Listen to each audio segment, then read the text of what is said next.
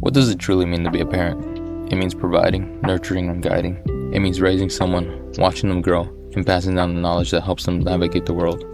For most of our lives, we are blissfully ignorant of the harsh realities, protected by the parental shield. But what happens if that shield is shattered? What if everything you've ever known is violently ripped away? The story of Dandan is steeped in obscure lore, paranormal entities, and sci-fi chaos. Like many, I started watching for the hype, the over-the-top action, the wild comedy. But when I hit episode 7, everything changed. The arc of Acro Silki.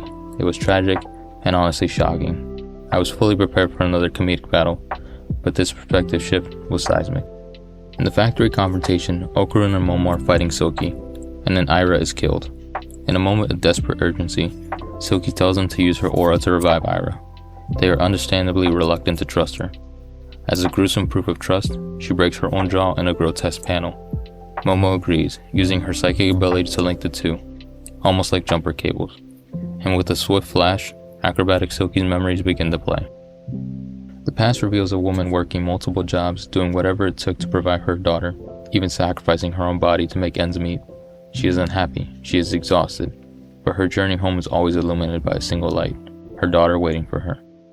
The manga panel illustrates a quiet, relentless love.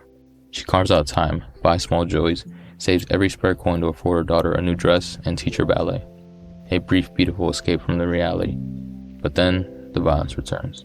We go to her being brutally assaulted and their apartment ransacked. These are not strangers. We are led to believe they are the same predatory figures from her night work. They knock her out and take the child. Yet the single horrifying image of her daughter being dragged away acts like a shock to the system. It gives her a second wind. Barely clothed, bloody, and broken, she runs out of the door, fueled by desperation. But she trips, and in that moment, the car carrying her daughter disappears into the distance. The ultimate parental failure. The inability to do anything, to simply watch it happen. We cut to her on the rooftop overlooking the city, and with a single dramatic display of ballet she taught her daughter, she jumps. Her final desperate and heartbreaking leap.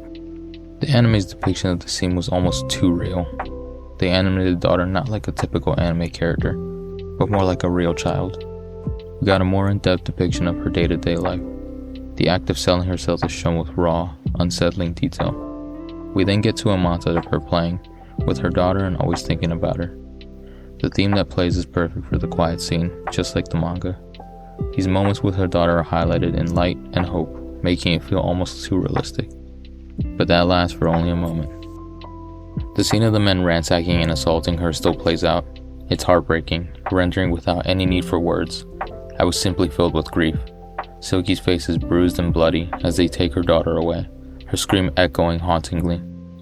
As she struggles to run after her, the camera shifts to a first-person perspective. We jump into her point of view, her voice is raging pants, and the camera shifts violently as she's desperately looking.